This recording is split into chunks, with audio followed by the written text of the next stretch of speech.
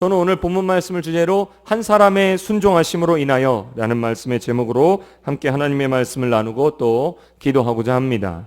오늘 본문의 말씀은 12절부터 내용이 시작되고 있는데요. 이전의 말씀을 우리가 먼저 살펴볼 필요가 있습니다. 왜냐하면 오늘 12절의 말씀의 시작이 그러므로 라는 단어로 시작하고 있기 때문에 그렇죠. 그렇다면 오늘 본문의 이전 말씀인 로마서 5장 1절부터 11절까지의 내용은 어떤 내용들이 있을까요? 간략하게 말씀드리자면 구원으로 말미암아 누리는 즐거움, 구원 후의 축복들에 대한 그런 내용들이 기록이 되어 있습니다. 예를 들어서 예수 그리스도를 믿음으로 구원을 얻게 된 우리가 누리게 될 수 있는 것, 즉 화평이라든지 마음의 평강과 기쁨, 또 인내로 말미암은 인격과 또한 소망과 사랑 등등에 대한 내용이 바로 앞장에 담겨 있습니다. 그리고 이 모든 것들은 우리가 예수 그리스도를 나의 주로 믿고 나서 받게 된 선물이라고 볼 수가 있죠. 그런데 사도 바울은 오늘 본문의 말씀, 즉 로마서 5장 12절 이하에서 우리가 이런 구원의 축복과 구원의 결과들을 누릴 수 있는 것은, 즉 마음의 평강을 얻고 또 하나님의 은혜 가운데 살아가고 이 모든 것들을 누릴 수 있는 것들의 원인이 무엇인가를 다시 돌이켜보고자 합니다.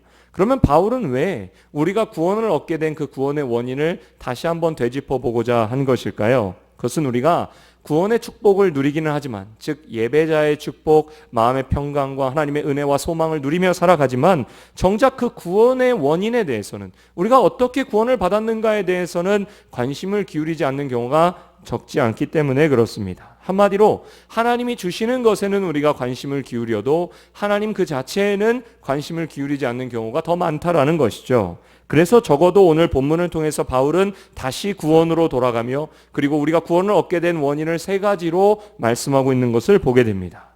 그 첫 번째로 우리가 구원받게 된 것은 다름 아니라 예수 그리스도의 은혜로 말미암은 것임을 다시 한번 강조하고 있습니다.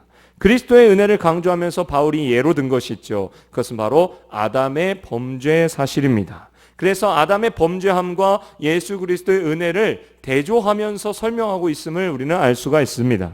그래서 오늘 본문에 많이 나오는 단어 중에 하나가 뭐냐면 한 사람이라는 단어죠. 읽으면서 느끼셨겠지만 이 한 사람이라는 단어가 강조된 이유는 한 사람 아담이 인류에게 끼친 엄청난 범죄의 영향이 또한 한 사람 예수 그리스도가 온 인류에게 끼친 엄청난 구원의 영향과 대조해서 설명하고 있기 때문에 그렇습니다. 특히 바울은 아담의 범죄가 우리 인류에게 가져온 엄청난 결과를 지적함으로써 거기서부터 구원을 하신 하나님의 은혜가 얼마나 놀라운가에 대해서 다시 한번 강조하고 있음을 알 수가 있습니다.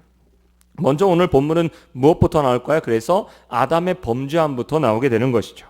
아담의 범죄가 개인 한 사람의 범죄가 아니라 온 인류를 대표하는 범죄였음을 오늘 본문은 말씀하고 있습니다. 다 같이 그래서 본문의 12절 말씀을 보시고 다시 한번 천천히 함께 읽어보시겠습니다. 시작. 그러므로 한 사람으로 말미암아 죄가 세상에 들어오고 죄로 말미암아 사망이 들어왔나니 이와 같이 모든 사람이 죄를 지었으므로 사망이 모든 사람에게 이르렀느니라. 여기에 한 사람은 아담을 말씀하는 것이죠. 한 사람 아담으로 말미암아 죄가 세상에 들어오고 또 그리고 그 결과로 사망이 모든 사람에게 임하게 되었다라고 말씀하고 있습니다.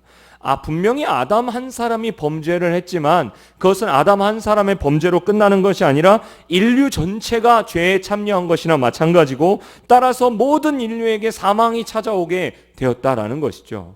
여러분 이 말씀을 들으면 어떤 생각이 드십니까? 뭔가 좀 억울한 생각이 들지 않습니까? 범죄함은 아담이 지었는데 왜 그 사망의 결과를 우리까지 누리게 되었는가? 저는 아동부도 같이 섬기고 있으니까요. 특히나 우리 아동부, 초등학생들이 많이 하는 질문 중에 하나가 그겁니다. 아니, 아담이 죄를 지었는데 왜 우리가 범죄했다고, 우리가 죄를 지었다고 목사님 얘기하세요? 이런 얘기를 참 초등학생들이 많이 하게 되는 것을 보게 되는 것이죠. 그런데 우리 편에서 보기에는 억울한 일이지만 성경은 이것이 사실이라고 말씀하고 있습니다. 그 이유가 뭘까요? 아담의 범죄한 것은 아담 혼자의 행동이었지만 아담은 모든 인류를 대표하는 대표자였기 때문에 그렇습니다. 이것은 대표자 한 사람의 행동에 의해서 얼마든지 그 공동체가 같은 책임을 지고 같은 결과를 지게 되는 모습을 우리 주변에서 많이 볼 수 있는 것과 마찬가지입니다. 간단하게 예를 들면 어떤 게 있을까요? 비행기를 탔을 때 이 비행기가 공중에서 날아갈 때 파일럿이 치명적인 실수를 하게 되면 어떻습니까? 그 파일럿 한 사람의 실수로 끝나는 것이 아니라 그 비행기에 탄 모든 사람들이 같은 결과를 지게 되는 것을 우리는 발견하게 되는 것이죠.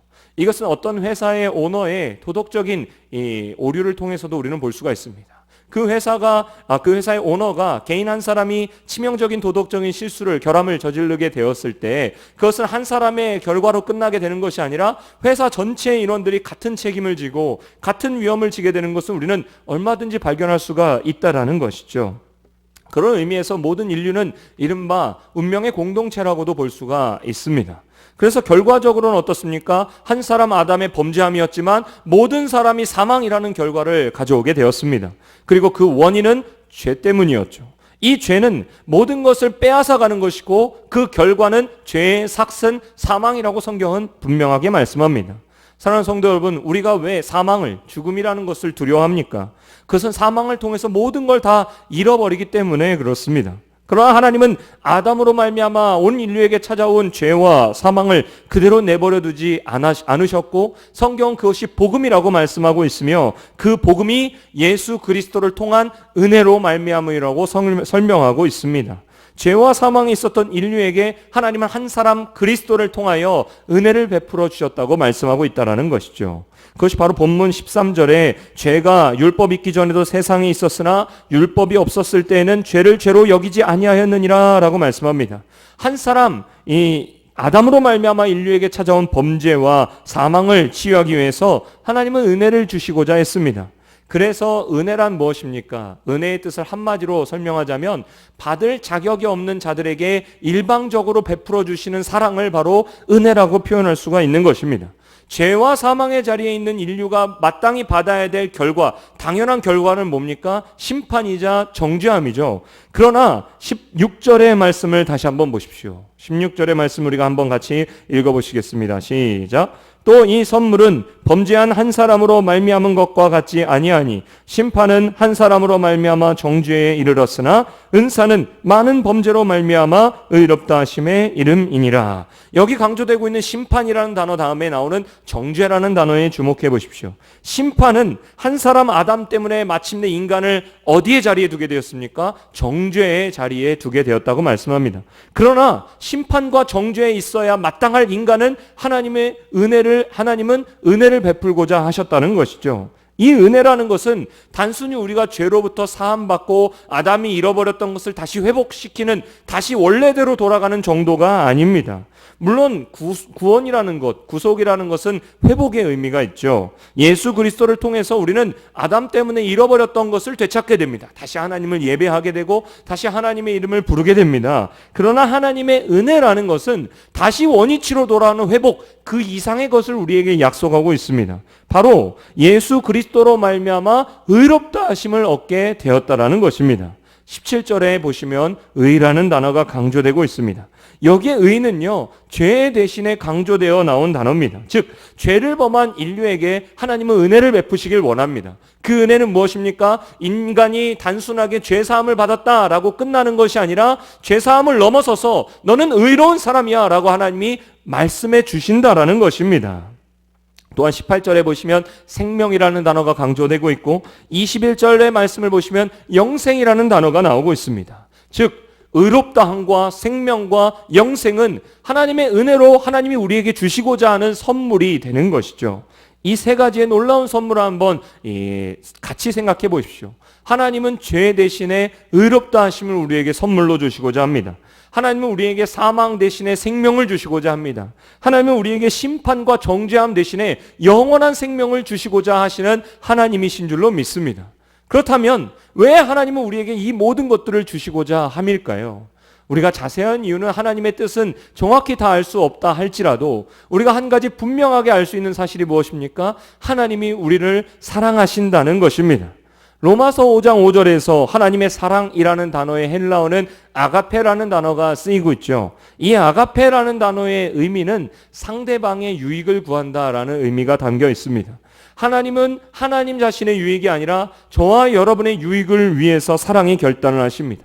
이 사랑 때문에 저와 여러분을 이처럼 사랑하셔서 하나님은 마침내 은혜의 결단을 내리셨습니다. 그 은혜의 결단이 무엇입니까? 예수 그리스도를 우리에게 보내주셔서 죄 대신에 의롭다함을 선물로 주시며 사망 대신에 생명을 우리에게 선물로 주시고 또한 심판 대신에 영원한 생명을 우리에게 주시고자 하셨다라는 것입니다. 이 하나님의 은혜가 우리가 구원받게 된 가장 중요한 근거가 되게 되는 것이죠. 또한 우리가 구원의 축복을 누리게 된 또 다른 근거는 예수 그리스도의 순종하심으로 우리가 구원의 축복을 누리게 되었다라는 것입니다. 바울은 본문에서 우리를 구원하시기 위해서 예수 그리스도께서 어떤 순종을 하셨는지를 밝히고 있습니다. 19절에 보시면 예수님의 순종함과 아담의 불순종을 대조해서 말씀하는 것을 보게 됩니다. 우리 함께 19절 말씀을 큰 소리로 다 같이 읽어보시겠습니다. 한 사람이 순종하지 아니함으로 많은 사람이 죄인 된 것 같이 한 사람이 순종하심으로 많은 사람이 의인이 되리라. 그렇죠? 여기서 바울은 이 불순종, 아담의 불순종으로 많은 사람이 죄인이 되었다라고 말씀하고 또 대조적으로 예수 그리스도 한 사람의 순종함으로 말미암아 많은 사람이 의롭다 하심을 얻었다라고 대조해서 설명하고 있습니다. 불순종이 쉬울까요? 순종이 쉬울까요? 어느 게 더 쉽겠습니까? 제 개인적인 경험으로는 불순종이 더 쉽습니다. 그리고 또 의롭게 사는 것이 쉽습니까? 아니면 죄 짓고 사는 것이 더 쉬울까요? 네. 예, 우리는 모두 다 알고 있습니다. 그 이유가 뭘까요? 아마도 죄를 짓는 일에는 따라오는 게 있죠. 즐거움과 낙과 쾌락이 있다라고 성경은 말씀하고 있습니다. 그래서 히브리서 11장 25절에는 모세가 바로의 아들로서 왕이 될 수 있는 특권을 포기하고 하나님의 백성들과 함께 광야의 길을, 고난의 길을 선택한 이유를 이렇게 설명합니다. 제가 읽어드리면 도리어 하나님의 백성과 함께 고난받기를 잠시 죄악의 낙을 누리는 것보다 더 좋아하고 라는 것이죠. 여기서 주목할 단어는 뭡니까? 죄악의 낙입니다. 한마디로 죄 짓는 게 재미가 따라온다라는 거예요. 즐거움이 있고 쾌락이 있다라는 거죠. 그러나 성경에서 죄악의 낙 바로 전에 있는 단어를 우리는 주목해 봐야 됩니다. 그것은 바로 잠시라는 단어입니다. 죄악에는 분명히 쾌락이 따르고 즐거움이 있을지 몰라도 그 즐거움은 결코 오래갈 수가 없다라는 것이죠. 오히려 잠시의 죄악에 맡겼던 그 즐거움은 우리에게 쓰디쓴 고통으로 되돌아오는 것을 우리는 보게 됩니다. 그런 이유로 불순종보다도 순종이 더 어렵습니다. 이것은 하나님께 순종하는 것도 어렵고 사람에게 순종하는 것도 마찬가지죠. 살아가면서 우리가 하나님 앞에 순종하는 것이 얼마나 어렵다는 것을 늘 깨닫고 살고 있지 않습니까? 그리고 또 순종이 어려운 이유는 뭡니까? 고통이 따른다는 것이죠. 그러나 순종에는 고통이 따르지만 그 이후에는 진정한 기쁨이 찾아오는 것을 볼 수가 있습니다. 그것이 바로 히브리서 5장 8절에 예수님의 일생을 묘사하면서 이 놀라운 사실을 그가 아들이시라도 받으신 고난으로 순종함을 배워라는 말씀으로 설명합니다. 이 말씀 그대로 예수님은 누구십니까? 하나님의 아들이시죠. 하나님이십니다. 그런데 그 예수님마저도 이 땅에 오셨을 때 고난을 배운다고 말씀하고 있습니다. 고난의 과정을 통해서 순종함을 배워 나가셨다라는 것이죠. 하나님의 아들마저도. 예수님이 이 땅에 오신 이유가 뭡니까? 하나님의 뜻에 순종하기 위함이었다는 겁니다. 아버지 하나님의 구원의 뜻에 순종하기 위하여 예수님은 이 땅에 오셨고 여자에게서 나셨으며 구유에서 태어나셨고 나사렛 조그마 촌막에서 고통스러운 삶을 살아갔습니다. 그리고 마지막으로 저와 여러분의 죄값을 지불하기 위해서 십자가에서 죽으셨습니다. 이 예수님의 전생애를 요약해보면 어떻습니까? 하나님의 구원의 뜻에 순종하기 위함이었습니다. 예수님의 마지막 기도를 보십시오. 겟세마네 동산에서 예수님은 아버지의 원대로 되기를 원하나이다 라고 기도하셨던 것입니다. 그래서 바울은 예수님의 이 생애를 빌립보서 2장 6절 이하에서 이렇게 말씀합니다. 하나님과 동등됨을 취할 것으로 여기지 아니하시고 오히려 자기를 비워 종의 형체를 가져 사람들과 같이 되었고 사람의 모양으로 나타나셨음에 자기를 낮추시고 죽기까지 복종하셨으니 곧 십자가에 죽으심이라. 예수님의 순종의 최고가 어디라고 말씀하고 있습니까? 십자가의 죽으심이었다는 겁니다. 예수님이 십자가에서 죽으시고 고통을 당하셨을 뿐만 아니라 죽어야 될 아무런 이유가 없는데도 십자가에서 피를 쏟으시고 죽음을 당하신 이유는 바로 저와 여러분을 구원하기 위한 하나님의 뜻에 순종하기 위함이었다는 것이죠. 그러므로 오늘 저와 여러분이 누리고 있는 이 예배의 자유함, 예배의 즐거움, 구원의 기쁨은 예수 그리스도의 순종의 바탕으로 말미암아 누리고 있는 것을 우리가 잊지 말아야 될 줄로 믿습니다. 왜 우리가 구원받았습니까? 구원의 기쁨을 누리는 이유가 어디에 있습니까? 첫째는 예수 그리스도께서 하나님께서 우리에게 은혜를 베풀고자 하셨기 때문이고, 또한 두 번째는 예수 그리스도께서 그것에 순종하셨기 때문에 오늘 우리가 이것을 누리게 된 줄로 믿습니다. 마지막으로 우리가 구원받은 세 번째 근거는 예수 그리스도의 다스리심이라고 성경은 말씀하고 있습니다. 만약에 저와 여러분이 지금 이 누리고 있는 구원, 저와 여러분이 얻게 된 이 구원을 잃어버리게 된다면 어떤 생각이 드시겠습니까? 그런데 안타깝게도 이 그리스도인들 가운데에서도 구원을 잃어버릴 수도 있다, 구원을 잃을 수도 있다라고 생각하는 분들이 의외로 많은 것을 보게 됩니다. 그런데요, 여러분, 우리가 구원을 잃어버릴 수 있다라고 생각하면 얼마나 불안하시겠어요? 내가 좀 죄를 지으면 내 구원을 다시 잃어버리는 거 아닌가, 내가 이 구원의 즐거움을 잃게 되는 것이 아닌가 라면 얼마나 불안할까요? 그러나 성경은 우리에게 분명하게 말씀합니다. 저와 여러분이 정말로 예수를 만났다면, 정말로 예수 그리스도를 나의 구주로 믿었다면, 즉 예수님을 믿노라 입술로만 고백하는 것이 아니라 진정으로 구원받은 성도라면 하나님의 자녀들에게 한 번 주신 영원한 생명과 구원은 결코 빼앗기지 않음을 믿으시기를 바랍니다. 그것을 믿는 근거가 어디에 있습니까? 그리스도께서 우리를 구원하시고 끝나는 것이 아니라는 겁니다. 그리스도께서 우리를 구원하신 다음에 뭐 하십니까? 우리 안에서 다스리신다는 것이죠. 주님은 우리에게 구원을 주셨을 뿐만 아니라 구원받는 자들의 마음에 계셔서 구원받는 자들을 다스리기를 원하신다는 겁니다. 그때 무엇으로 다스리십니까? 은혜로 통치하신다는 것이죠. 오늘 본문에서 그래서 한 사람이라는 단어 못지않게 많이 나온 단어가 뭐냐면 왕노릇이라는 단어인 것을 우리는 알 수가 있습니다. 우리가 하나님의 자녀가 되기 전에는 무엇이 우리를 왕노릇하면서 끌고 갔을까요? 바로 성경에서는 죄악이, 그리고 사망이 우리를 왕노릇하여 끌고 갔다고 말씀합니다. 그러나 그런 우리에게 예수 그리스도께서 우리의 죄를 용서하시고 담당하셔서 우리에게 영원한 새로운 생명을 주심으로 죄와 사망의 자리에서 하나님의 나라의 자리로 우리를 옮겨주셨습니다. 그리고 그날부터 우리는 죄와 사망이 우리를 왕노릇하여 다스리는 것이 아니라 하나님의 통치함을 받게 되었다는 것이죠. 그리고 그 통치는 은혜의 다스림이라는 겁니다. 이것이 바로 마지막 21절의 말씀입니다. 다 같이 21절 말씀을 그래서 함께 읽어보시겠습니다.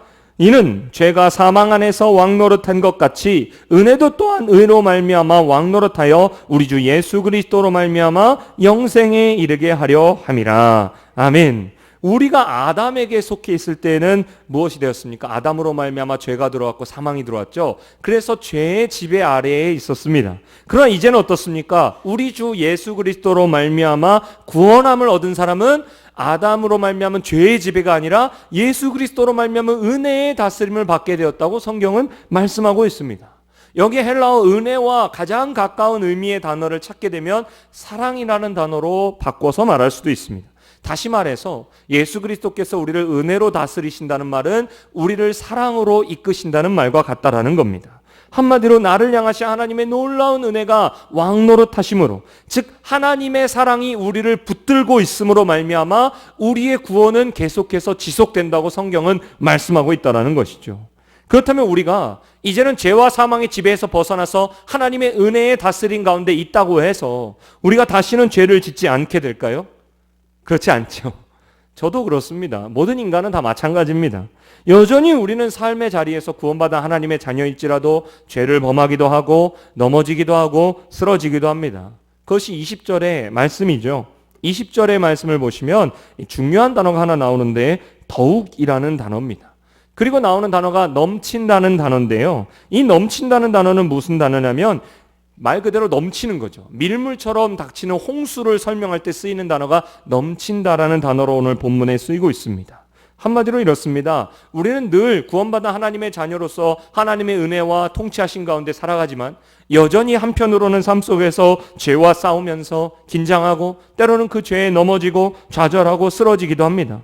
그러나 어떻습니까? 하나님의 은혜 가운데 있는 성도들은 하나님의 사랑이 나를 꽉 붙들고 있는 한 저와 여러분은 마침내 그 하나님의 은혜가 넘치는 삶을 살아가게 될 줄로 믿습니다. 그렇기 때문에 우리는 때로 살면서 죄를 범할 수도 있고 때로는 연약할 수도 있지만 그러나 우리는 다시 일어설 수가 있게 되는 것이죠. 또한 본문 17절에는 우리가 은혜의 선물을 받았을 뿐만 아니라 의의 선물을 받았다고 말씀하고 있습니다. 우리의 삶에서 실패와 좌절과 낙심함이 있을 수가 있게 되겠죠. 그러나 하나님의 은혜로, 하나님의 사랑으로 다시 일어설 때마다 우리는 더욱더 의로워지게 되는 것을 경험하면서 살아갑니다. 그것이 바로 성화의 삶이 되는 것이죠. 오늘 말씀을 맺고자 합니다. 저와 여러분이 오늘 구원받은 것은 예수 그리스도의 은혜 때문이자 예수 그리스도의 십자가의 순종하심 때문이었습니다. 지금도 우리가 그 구원의 은혜를 누리고 살고 있음을, 주의 은혜와 주의 다스리심을 받고 살아가고 있음을 기억하는 저와 여러분이 되시기를 소망합니다. 그러므로 말미암아 우리의 삶에 때로 낙심과 좌절이 밀려올 때에도, 죄로 말미암아 넘어지는 순간이 있을 때에도 나를 사랑하시고 나를 하나님의 은혜로 붙들어 주시는 그 하나님의 사랑에 의지하여 다시 한번 일어서는 저와 여러분의 믿음의 삶이 되시기를 예수님의 이름으로 축복합니다. 기도하시겠습니다. 아버지 하나님 감사합니다. 오늘 말씀을 통하여 한 사람 아담의 범죄함으로 말미암아 우리에게 사망이 밀려왔으며, 그러나 하나님의 은혜로 말미암아 한 사람 예수 그리스도의 순종하심으로 우리에게 구원이 있음을 우리는 깨닫게 되었습니다. 주님의 은혜로 우리는 살아가며 주님의 은혜로 오늘 호흡하며 나아가오니 이 시간 예수 그리스도만을 바라보게 하여 주시옵소서. 우리가 때로 삶에서 낙심하며 좌절하며 쓰러질 때에도 예수님의 다스리심과 통치하심이, 하나님의 은혜가 나의 삶을 붙들고 있음을 여전히 기억하게 하여 주시고, 다시 한번 믿음으로 일어나 주님을 바라보는 은혜의 삶을 살아갈 수 있도록 주여 도와주시옵소서. 감사와 찬양을 주님께 드리며 우리를 구원하신 예수 그리스도의 이름으로 기도드립니다. 아멘.